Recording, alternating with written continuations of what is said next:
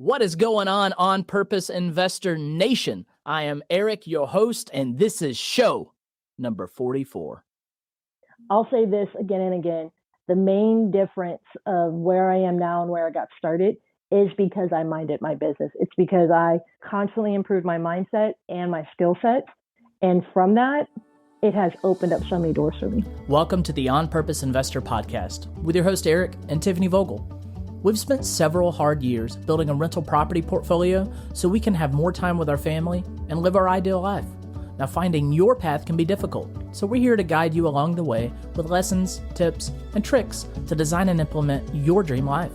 Now, sit back, turn up the volume, smash that follow button, and get ready for this episode of the On Purpose Investor. What's going on, everybody, and welcome to show number 44, where today we have an outstanding investor from New Orleans, Louisiana, Courtney Fricke. Is that correct, Courtney? That is correct, man. Awesome. Welcome to the show. She is going to be bringing some awesome information about what she does in New Orleans and probably across the Southeast. She is a long-term buy and hold real estate investor. Without any further ado, welcome to the show, Courtney. Eric, thank you so much for having me. I appreciate it. Yes, ma'am. Yes, ma'am. We had the pleasure of meeting about a year and a half ago, I think it was. We sat beside each other at Gary Johnston's real estate seminar where he was talking about financial freedom principles. Love that course and just love the community that surrounds people that go to Gary's courses. So I was doing like military training during the day and only came kind of in the evening. But you sat next to my wife, Tiffany, and she told me, she said, Eric, Courtney is a go-getter. She is doing huge things down in Louisiana. You got to get her on your podcast show. You got to reach out to her. She's got a story to tell. So that's what we're doing here today. We're going to let Courtney tell her story and what she's doing. And you might see that we're using a new streaming service today and super excited to be doing so. You'll see the links to Courtney's in Instagram and my Instagram down here at the bottom of the screen. So if at any point you're like, listen, I'm tired of listening to this podcast and I want to go check out what Courtney's doing, you can do that. Stop it, hit stop, and go check out that Instagram. All right, Courtney, let's get this show started. What do you invest in, Courtney? Yeah, so honestly, I've done a lot of different things over the years. So I'm predominantly in the single family, long-term buy and hold rental space right now, but I have touched a variety. I've done everything from low-end to high-end properties. I've done everything from trailers to mobile home parks to RV parks to small multifamily development, wholesaling, flipping, buying and selling creatively. I have run the gamut trying to find my identity as an investor. And I think I've finally, almost 10 years into this, I've finally found my path forward. There you go. And how is that little shift that you've been, it's probably a big shift. How has that shift been? How has it been to, change gears here and there? Yeah. So I think for me, I used to always say, well, I don't have a niche, right? I don't have a specialty.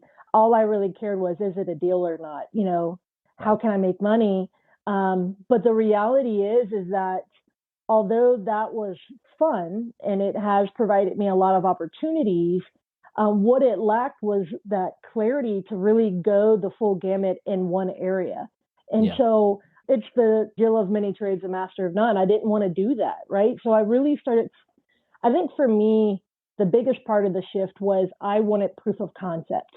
I wanted to kind of taste test to see, what did I like? What did I not like?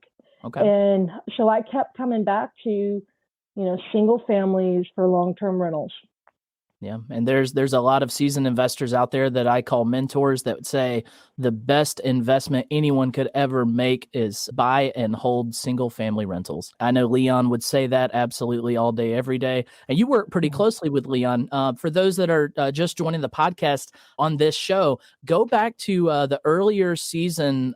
We had Leon Johnson on our podcast and spoke in great depth about what he invests in and how he does his investing in Mississippi. And Courtney, you've been working with Leon for a while now, right? I met Leon, it was probably about 4 or 5 years ago. Yeah. And so I've got, a handful of deals underneath my belt. I'm rock and rolling. At that point, I had started building a team. I'm rock and rolling. And meeting Leon changed my life as an investor. Yeah. He definitely was that fork in the road for me. Often said that he's, been one of the biggest influences. And he's one that when I came across Leon, I resonated so highly with him that I literally, the first day I met him at a crawfish boil, so he lives an Mhm. hour from me, was at his house at a crawfish boil. I stayed there all day. And then he goes, "Hey, you want to come back tomorrow to come listen to me do a lease up with a brand new tenant?" I literally had to walk to the end of his driveway to get cell phone service to be able to call my team and say, "Clear my schedule. I'm coming back up here an hour away to come sit down," because something about Leon resonated with me. Mhm. And I'm so thankful that, a huge part of that, yes, we do a lot now. We co-coach and co-teach. And I mean, I run a RIA in the New Orleans area. He's come in to be the guest speaker this month for our RIA. I'm going to interview him there. We do a lot, and I have the pleasure of doing that. Yeah. Just, it's one of those things that I'm thankful for him. Absolutely. And I had the pleasure of meeting him about 4 or 5 years ago on a cruise, him and his wife. And that was the Generations of Wealth or Yep. Captains of the Deal cruise is that Yep. that I was on. And just when you first meet a guy like Leon, all you got to do is turn your ears on and close your mouth and just soak it up. Yep. He has a way of speaking that just goes smoothly right into your brain and then makes you go into this collision course of, I need to stop whatever I was doing and start listening to him and start doing what he's telling me to do. And Right. I love that you're working with him and Adam as well, and what y'all are doing down there in the, what do you call that area? Louisiana? Yeah, so I live in Louisiana. They both live in Mississippi, an hour from me. And so we're really South Louisiana, South Mississippi. Right on. So I love what y'all are doing down there. I can't wait to come and be a part of some of that. I do have a brother-in-law that lives in the New Orleans downtown area. So if ever we're visiting in New Orleans, we're gonna absolutely meet up and hopefully coincide it with your RIA meeting. For those of you that don't know what RIAs are, it's Real Estate Investors Association. These are meetups where you can go to learn from seasoned investors. And it's just a great community to surround yourself with. If you don't have a single rental property and you're interested in being a real estate investor, the first step you need to do is be a part of a community. You need to start surrounding yourself with those that are talking the language and that are doing the things. Because unless you start immersing yourself in that environment, you will only wish to be a real estate investor. You will never become that real estate investor. A little side note there for what RIAs are. And I've actually never been to your RIA, have been to several in the Atlanta area and Alabama area, but looking forward to coming to yours, Courtney. Sure thing, man. Absolutely would love to have you. So, Courtney, where do you invest? Is it only in the New Orleans area? Can you tell us a little bit about your area? Sure thing. So I'm born and raised in the New Orleans area. So I started off in my backyard.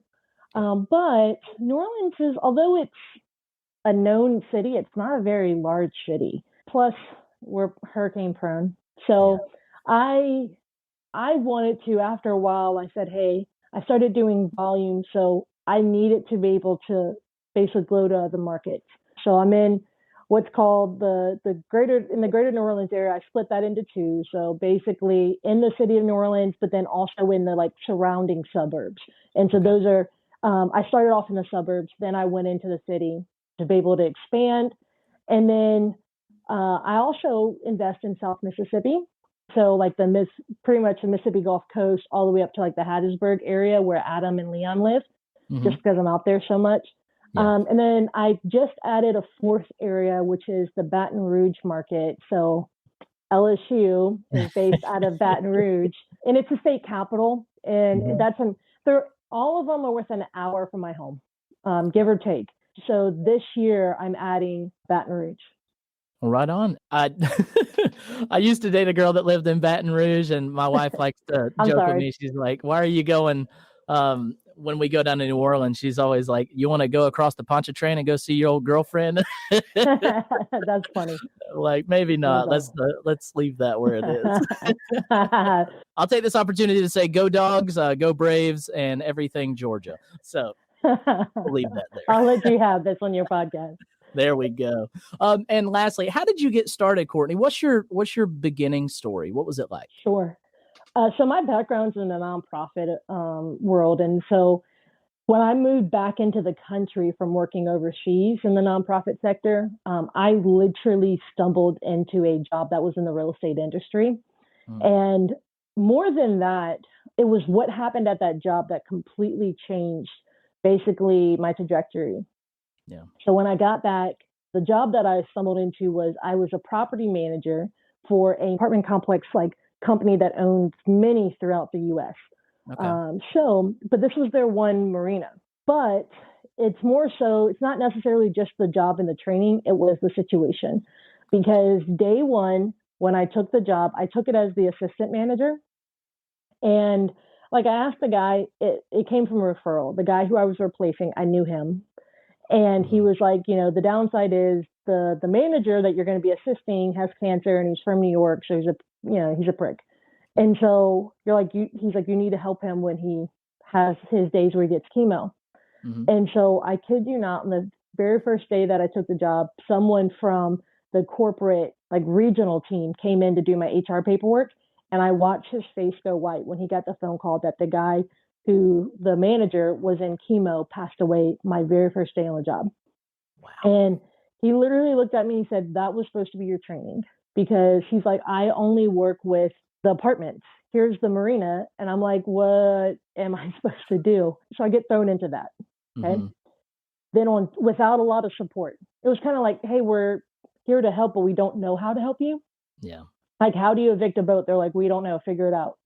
But on top of that, when I took that job, it was 40% occupied. It was a 105 slip marina. Well, it was a 98 slip marina, 40% occupied, and 1-star reviews on all the boating sites.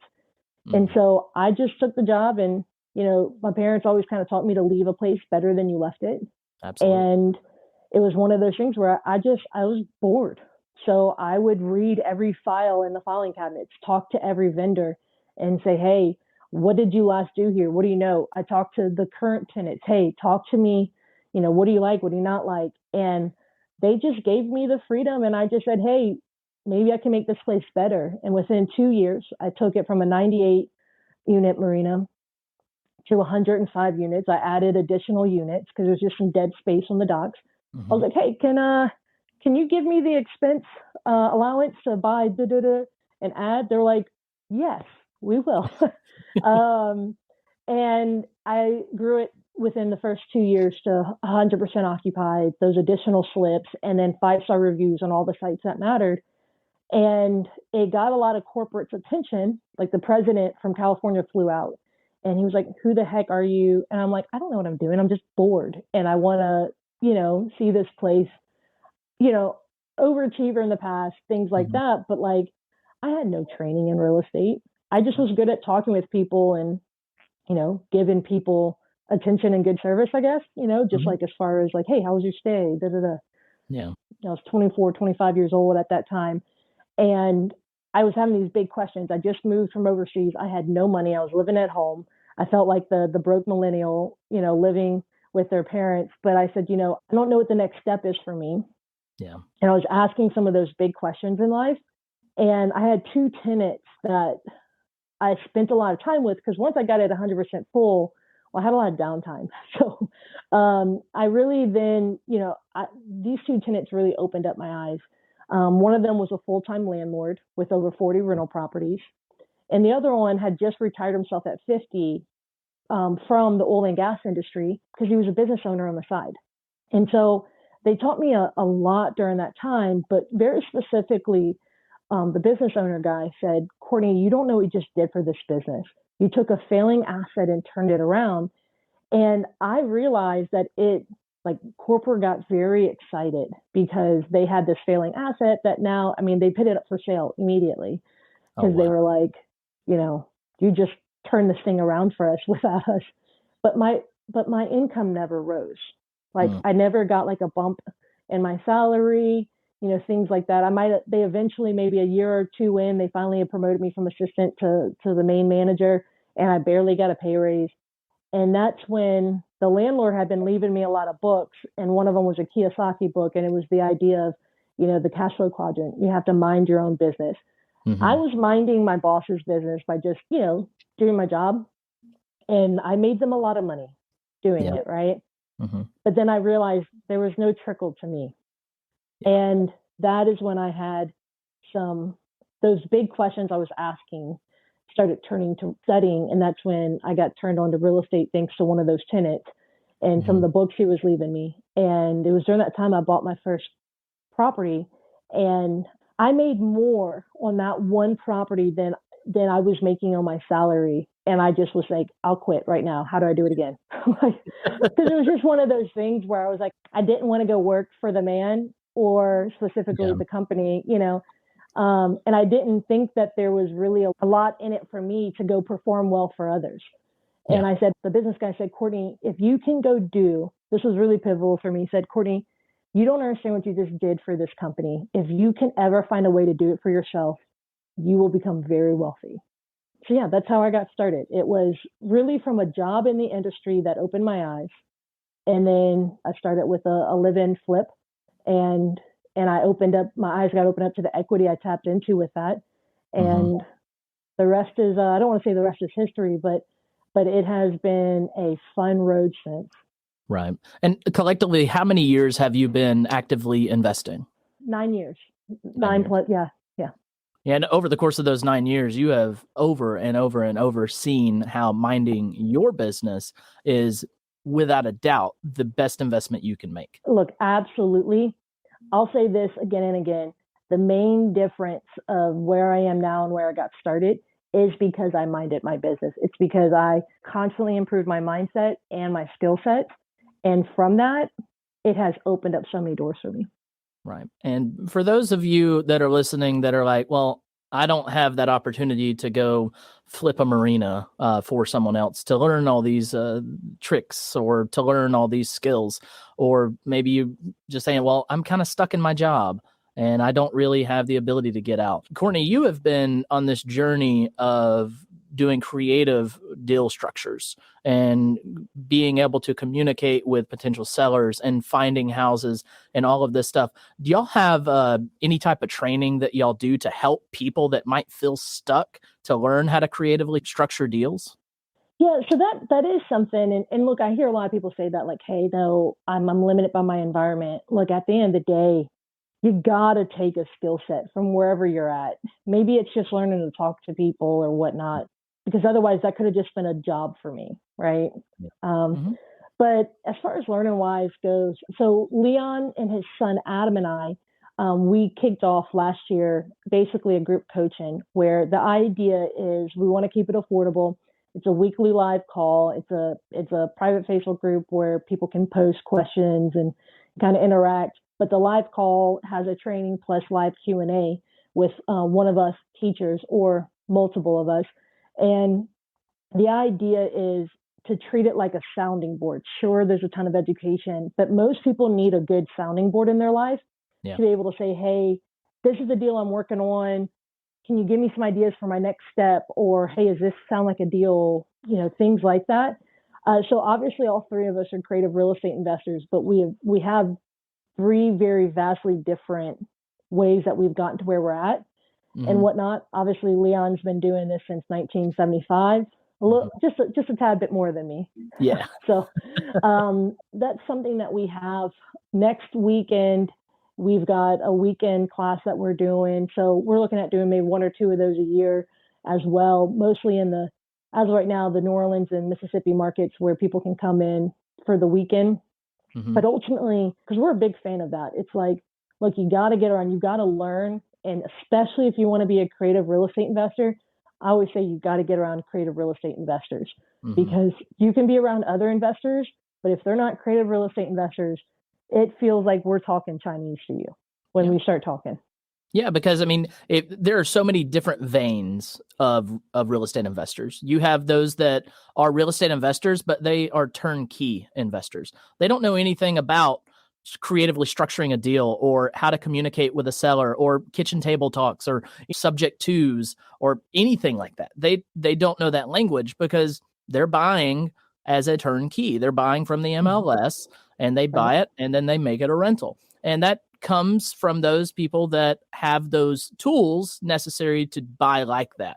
The creative investor, the creative deal structuring investor usually streams from, the idea of finding great value and being able to buy at a great value. And I believe truly and deeply that those that are creative deal structuring investors, when they are based on that creative side, they're more or less trying to solve problems than they are trying to get a great deal. Because when you can help enough other people reach their goals, and I know you've heard Leon say this enough, when you help enough other people reach their goals, it's going to help you reach yours. So you got to have that help mentality first. And then what will come to fruition are the things you're striving to get as well. But you got to help people. It's a problem solving business. And those that are creative deal structures are problem solving focused. That is their first step. 1000%. Actually, our group is called Helpers Not Hagglers, because it's that idea that a lot of people think in order to get a really great deal, you have to go steal the shirt off of someone's back. Mm-hmm. You've got to, basically has to be a win-lose. I cannot tell you, look, so the house I'm standing in right now, I bought this house subject to the existing loan. Mm-hmm. I still talk to this seller and I check it, we check in on, hey, how's it going, man? Look, after a sale, if people are ashamed to talk to a seller after the deal wasn't done right, right? And so, no, absolutely win-win, solving problems. And the bigger the problem you can solve, the more opportunity there is for a reward. Yeah. In order to solve really big problems, you got to have a really big toolbox of strategies that come with creative deal structuring. And, it's a very big toolbox for you to need to have. And there are a lot of great educators across the country that are teaching these creative strategies. Some of the people that I respect the most, that I have learned the most creative deal structuring from are folks like Bill Cook, Pete Fortunato. Let's see. Danny Williams he's the RIA host in my area, and he's been a great mentor to us. And Leon Johnson. These are folks that you want to be surrounded by. And I try to say it on every podcast episode. Sometimes I don't have the opportunity to say it, but cashflowdepot.com is an insane investment that you should make right now.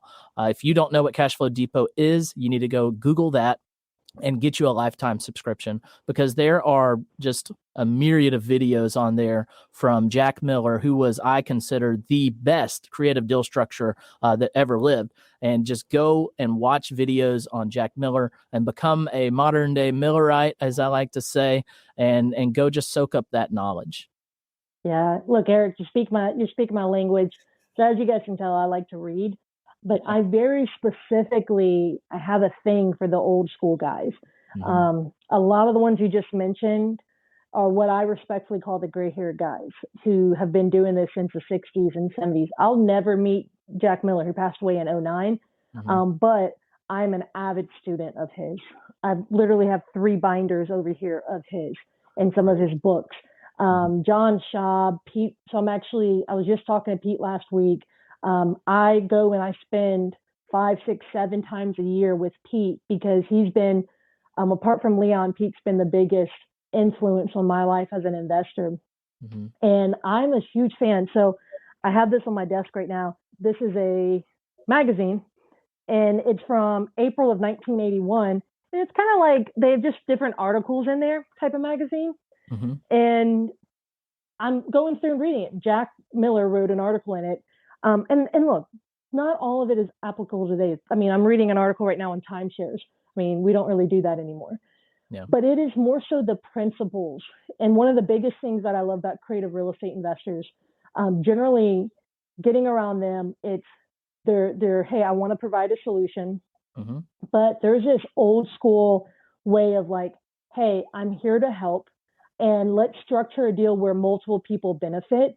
And it can be the seller, the buyer. It could be, financial friends who lend to you on the deal or partner with you or various things like that. And I have absolutely loved stumbling into that community and that way of thought, because it has, again, changed the way that I do real estate. So I'm a big fan of all those guys that you mentioned. Yeah. And, the good thing is that their teachings are memorialized in a way that we can still consume them.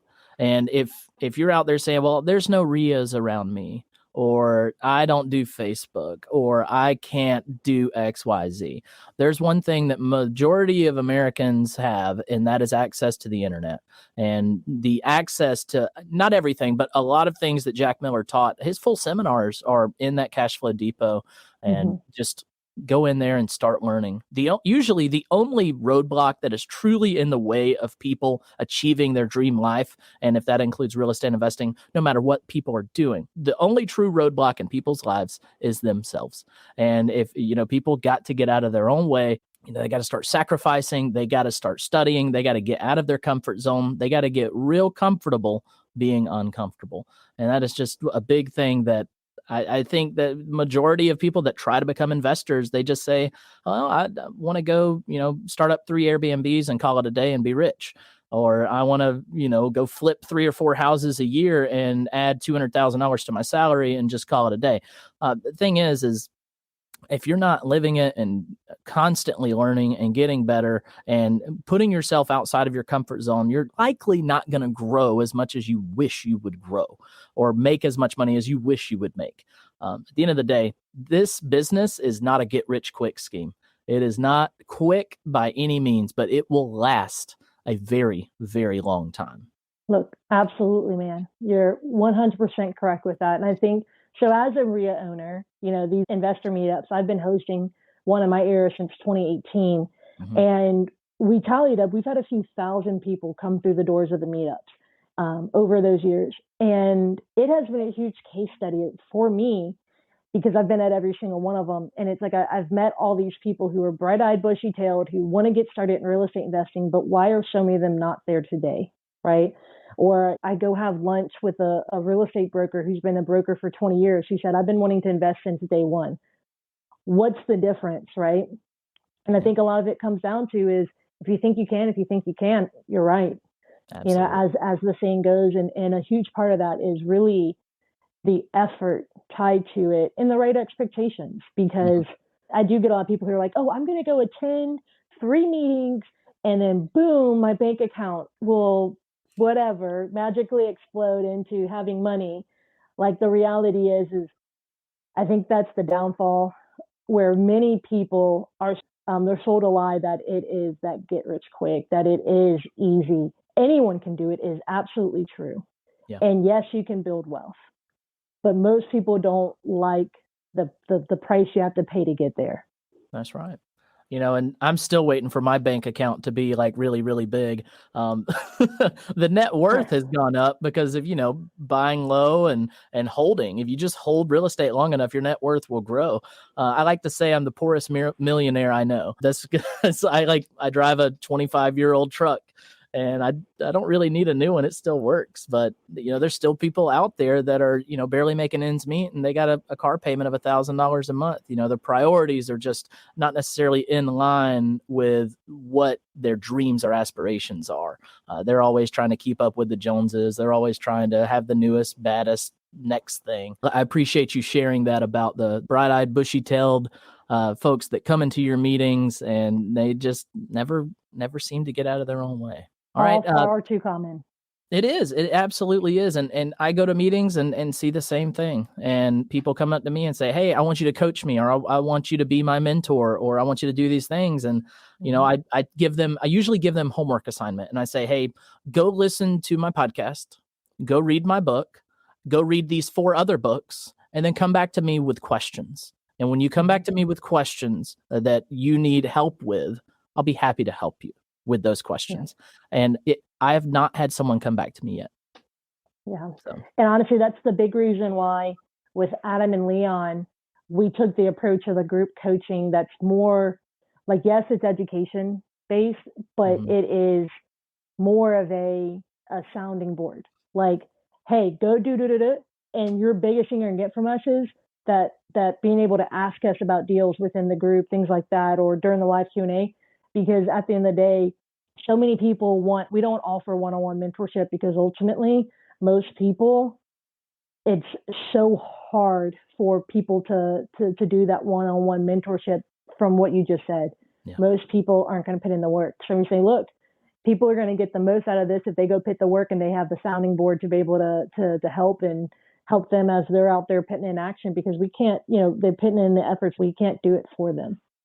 Man, amen to that. You can lead a horse to water. Absolutely. I love those colloquialisms. That's a hard word. Anyways, Yeah. let's move on, Courtney. So when you first got started about working at that marina, and was it that they sold that place and you barely got a promotion? Was that your biggest motivation when you first got started? No, actually, it was that quarter life crisis I was having. It was this idea of, I didn't want to trust the government for my retirement. Like I was asking the big questions of, okay, I go do this for 40 years and then what, right? Yeah. I'm just sitting there. I'm like, okay, I'm obviously not going to have a pension with this company. They didn't even give me a retirement account with my salary. So it was like I was very underpaid for, they got a great steal on me for that job. But it was one of those things I was just like, sure, I could go seek out someone and, get a job with retirement match or maybe a pension, but then what? What I didn't want was to have to depend on the government or an employer or whatever for my today or my future. Mm-hmm. And a big part of that was looking at the marina. I saw so many people. I say it's like I got to see different classes of people. I got to see the people who were just like living in a boat that was, barely floating so they could have cheap rent, right? Mm-hmm. I had the people who worked 80 hours a week and had a boat because they reached some sort of, social, milestone because they now have a boat. But those would be the boats that would sink on us because they would never come and maintain them because they never used them, and then you had the people who were either retired, wealthy, whatever. And it was really interesting to see the different ones. And I said, okay, what do I want for myself? Do I want to barely be able to make ends meet, to be living on a boat that's like really not livable? Do I want to go work my life away and every fun thing in my life is, I'm just there for shows, but it's falling apart. My life's falling apart, right? Or do I want what some of these other people had, which was freedom? And ultimately what I wanted that freedom and that peace. The peace that, hey, the money was there, was continuously there. And I wanted the freedom of time. And as I looked at them, I was like, obviously, and so I just started asking some of them, what did you do to get here? And as I asked those questions, so that is where a lot of my purpose was behind. I wanted that independence, that freedom, that peace, and I didn't want to have to depend an employer, the government, someone else. And so that was really my main driver. Amen to that. And people need to start, in my opinion, and I don't want to hop on this soapbox too hard, but you got to start being aware of what's making you happy, what's letting you down, what is motivating you, what is driving you. A lot of people are ghost walking and sleepwalking through their lives. And they wake up and go to work on Monday, ready for the weekend already. And they're just hoping that at the end of 30, 35, 40 years, that they won't have to do that. And the sad reality is the majority of people that think they're going to have enough to retire when they reach 60 or 65, the reality is they're going to have to go back to work because people are living longer and they're investing far less than they ever have before. If you are loving your job and you're just putting money into the 401k, my biggest encouragement to you is give more to your 401k. You're going to need more money than you think you do. And you're probably going to live longer than you think you will. I wish people would wake up. That looking at those three I say classes, but, types of tenants within the marina. I mean, look around on the people in your life. All I was being observant, right? Yeah. I cannot tell you how many people were there at the marina who were of a certain age on a fixed income who would come into my office so stressed because I remember I had this one woman, her husband passed away. He didn't have any type of will, and she co-owned this sailboat with her two sons, and she couldn't sell it or her house or her husband's truck because they didn't properly estate plan. And she's now being bled to death each month because she has this, marina slip rent. She's got this truck note. She's got all these things. And it's just all those situations forced me to do some, and not everyone takes this opportunity, but it forced me to do some self-reflection. Like, what's going to change my path from going something similar? What do I have to do different to not end up in something like that where, I'm on a fixed income at a, later age or whatever that may be. Yeah. And it really takes personal responsibility is what it ultimately comes down, is that someone else, instead of relying on someone else doing it for me. And so you're right, add to that 401k, find ways to not just contribute, but to grow it. So my significant other is in a very good W-2. And so what we're doing is we're taking their, like either their yearly bonus or their 401k. There's some other ones that we're opening, and they're starting to include them on my deals and saying, hey, let's, lend, especially as a creative real estate investor, let's have them lend, 15,000, 30,000 on a deal, and let's find ways to grow it.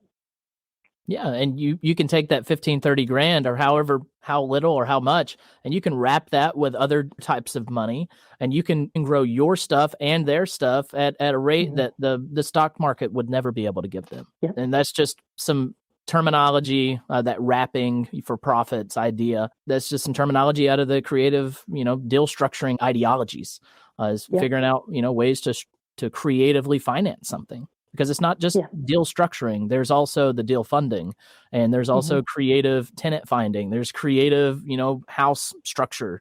There's all kinds of creative things out there. It's not just black and white. Creatively grow your retirement. Yeah, absolutely. And if you're interested in doing something like that, I recommend you Googling Dykes Boddiford, and just seeing all the things that he has to offer in his teachings. I think that website is Assets 101. So you'll want to check out Dykes Boddiford material out there on self-directed 401ks or self-directed IRAs, and then also how to structure your business in LLCs and trusts and stuff like that. Dykes is one of the best when it comes to that. Absolutely. I was just looking. I have his book right over here. I just bought it. And so I think it's called the Solo 401k or something like that. That's an excellent read. Yeah, I was looking for it if I could find it. Now, I will say this. I did not read that book. My wife read that book, and Tiffany is just a absolute beast when it comes to reading and understanding the details within stuff like that. She actually set up our solo 401k, and she is actively investing it and growing it more than we ever would have grown when we were working W-2s. So, Courtney, we're going to keep moving on. Don't want to run out of time before we get to everything. But when you first got started, I love your motivation story. And I love hearing how you got into that first property. I want to know, when you first got started, did you have a detailed vision of how your investing career would go, or a roadmap is what we call it? I didn't. And I often say that was probably one of my biggest mistakes. So that very first deal, I literally I didn't want to live at home and I didn't want to go throw money away at rent. So I had these things that I didn't want to do, but what I didn't have was a really good plan of what I wanted to do. Right. Yeah. And then the second deal I did, I bought it off of Craigslist for $20,000, and got the house. It was a 1-bedroom, 1-bath house with a trailer on the property, but we ended up having to tear down the trailer. I renovated the house, and I was going to keep it as a rental. But the problem was my skill set was so low.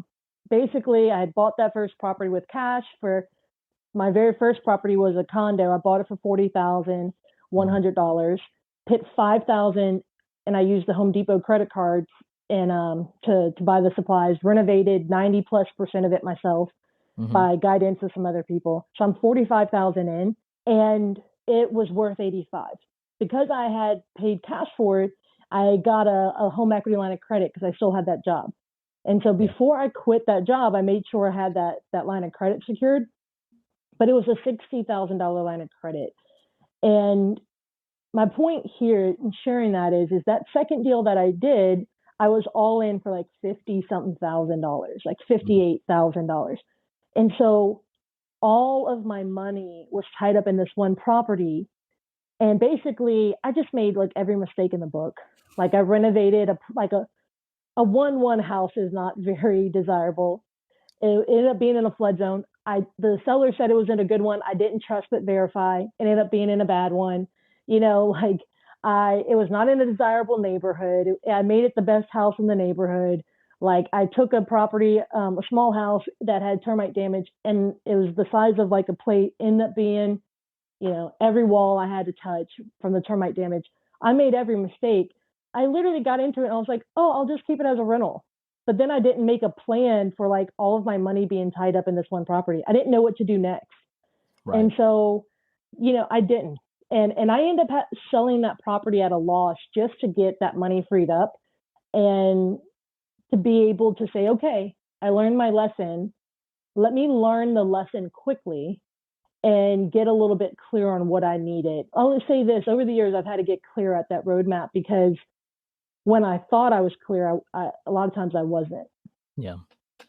Tiffany likes to call it Lakaya U, the Streets University. There are two types of seminars people can go to. That's the one on the streets or the one that you pay to go to and learn a strategy. So my point in asking, did you have that roadmap is to ask you, if you did strategically plan, I'm going to be a single family rental investor, or I'm going to be an Airbnb, or I'm going to be this, that, do you think that would have steered you away from that mistake? But I mean, I know that mistake has paid dividends over the years because you learned so much. I bet you learned so much on that. But would that roadmap have helped you to avoid that? Yeah. And honestly, that has become one of the biggest things I recommend people to get. Like, hey, learn from our mistake. I took too long to get clarity. Mm-hmm. And so, and don't get me wrong, I have done a lot of deals. I have, done many things over the years, made money, but there's something to be said about having that clarity. A lot of times I say, what happened to me was, like I said, I'm going to do real estate. But then, so I get into that second deal and thinking I'm going to keep it as a rental, but I really didn't run good numbers on it. And then I ended up flipping it, which if you don't plan to flip something and you flip it on the back end, again, you might lose money like I did. Right. But it's one of those things where that project ended up just being a distraction for me, right? Like I wasted 9 months on that property because I didn't know where I wanted to really go with clarity. And so a lot of times I liken it to going to the airport and saying, hey, I want to go to Europe. Well, that doesn't book you a flight because that's way too broad. That doesn't tell you what to pack for what type of weather, how to book where to book your stay at a hotel or an Airbnb, or what type of food to expect. It doesn't give you any sort of clarity on all those details. And so when people say, I want to invest in real estate, it's just the same thing. It doesn't give you any clarity to build out those action steps you need. And so until I got that clarity, I mean, I made some damage because I had a broad area. Like I got some stuff done, but a lot of it was by luck. And I found my way forward, and I forced my way through some things that I didn't. I consider myself a recovering flipper and wholesaler. I still relapse sometimes, but like I forced myself through years of that. And that really wasn't what I was wanting to do in the beginning. Mm-hmm. I love the analogy you used, and it's so true. We just did a first iteration of our course at Dream Life University, where we're teaching people how to build a strategic roadmap to get to their dream life. And I love about the airplane. If you allow me to do it, I'm going to make that part of my content. I don't know if you have that copyrighted or not. I don't. You're welcome to just give credit. I've shared it. I'll give you credit. Just because one of those things where I tell people all the time, I'm like, look, it's the same thing when people say I want to invest in real estate. I'm like, man, that's like so vague. And how can we allude to that vagueness, right? Yeah, absolutely. That is so true. All right, Courtney, our next question. When you first got started, we're going to be talking mindset for a little bit, and we're going to be talking scarcity and abundance about mindset when it comes to time and when it comes to money. So let's first talk about time and your mindset on time and scarcity and abundance with that framework around it. I grew up between the South, some religious context, and the nonprofit world. I think I grew up in the sense of it takes a team. Mm-hmm. It takes a village.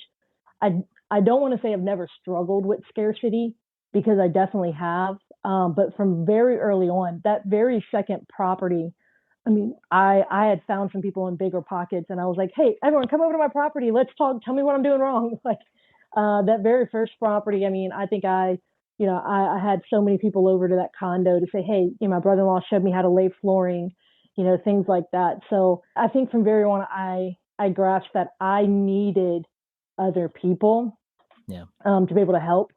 me figure this out. And so I think one of the ways that with scarcity, though, that it shows up is other people's successes, Mm-hmm. you know.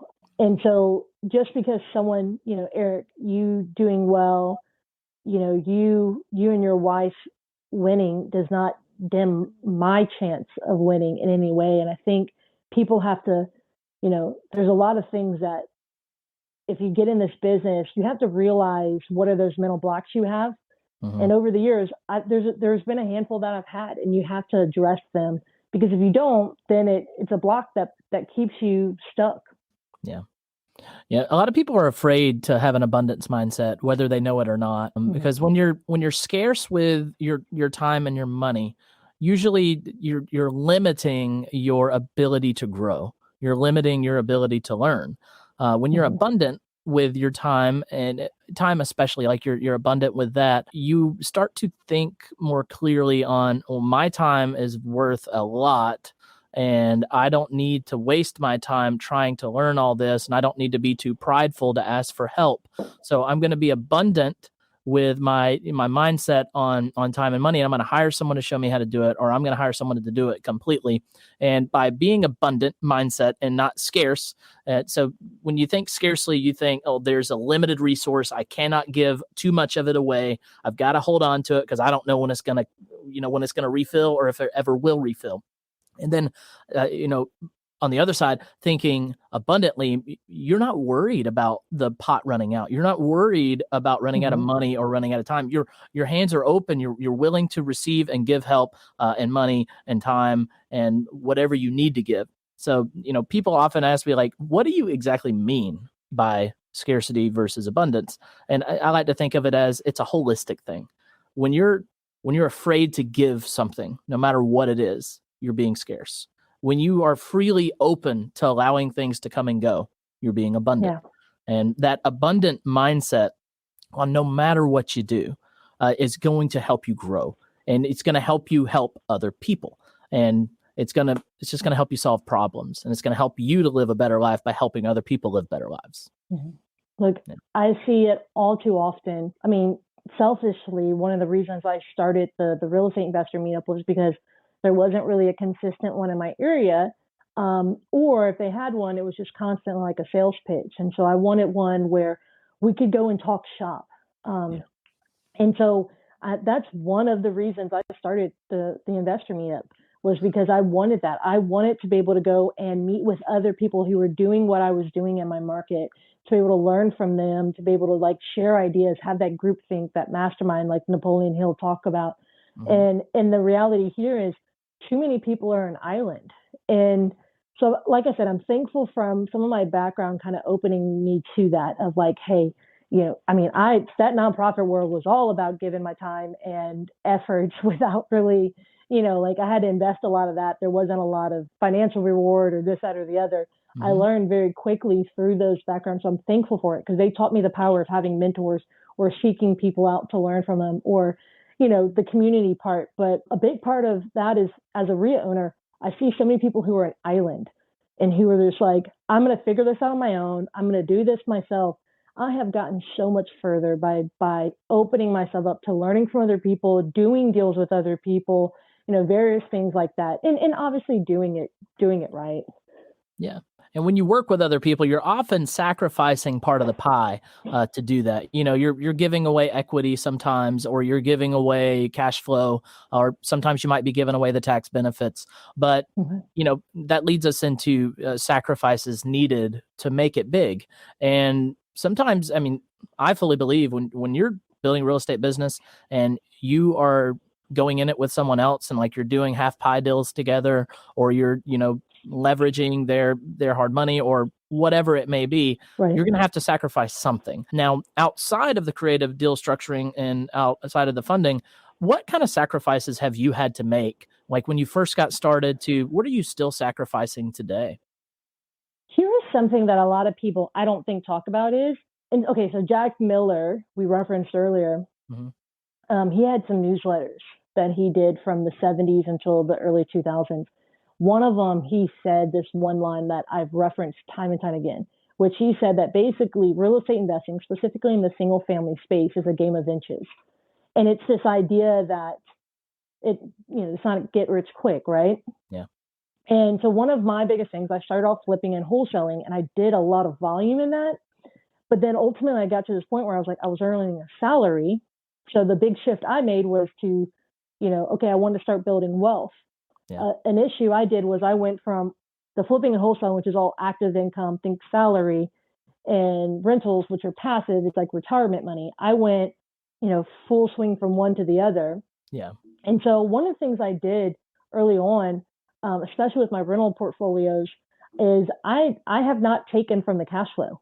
I wanted them. So I always say I want them to grow up to be grown children that don't need to come to the bank of mom to pay for the vacancies and repairs and, to stand on their own. Right. Right. Before I depend on them, I want them to be, independent. Right. Yeah. So I don't take any money from my rental companies. Right.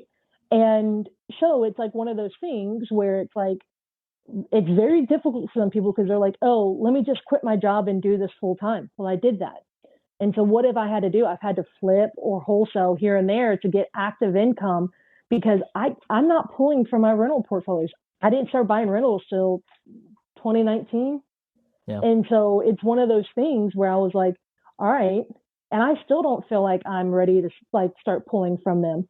And so it's one of those things where people don't realize is that there's a financial sacrifice where it's like, someone's like, man, you must be making a ton of money. It's that idea of that broke millionaire. I'm like, I keep my salary low.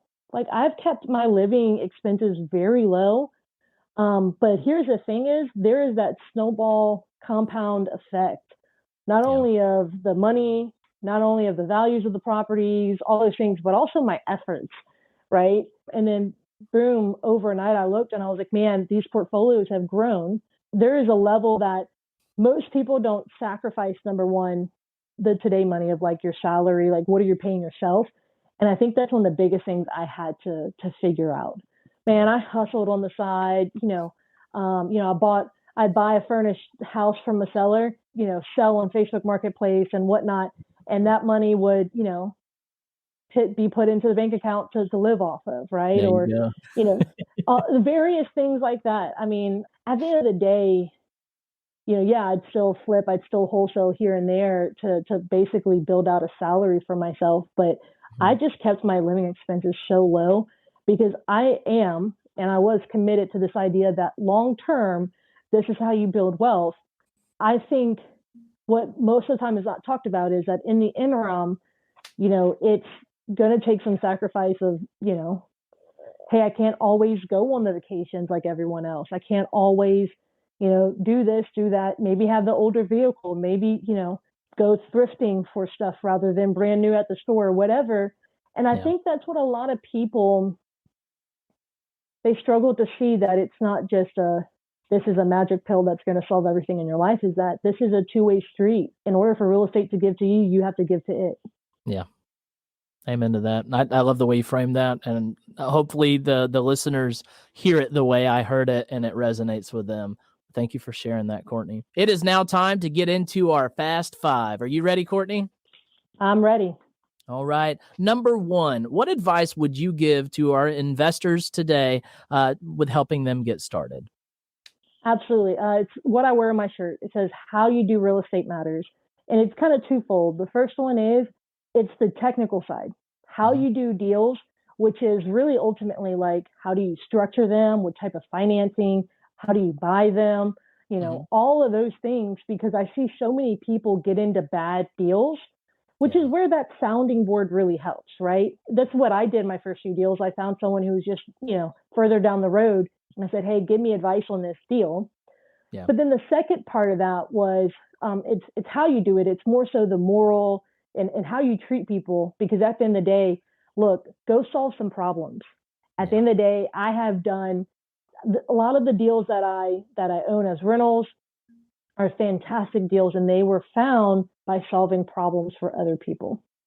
There you go. Go solve problems, y'all. It's literally the secret of it all. Go solve some problems.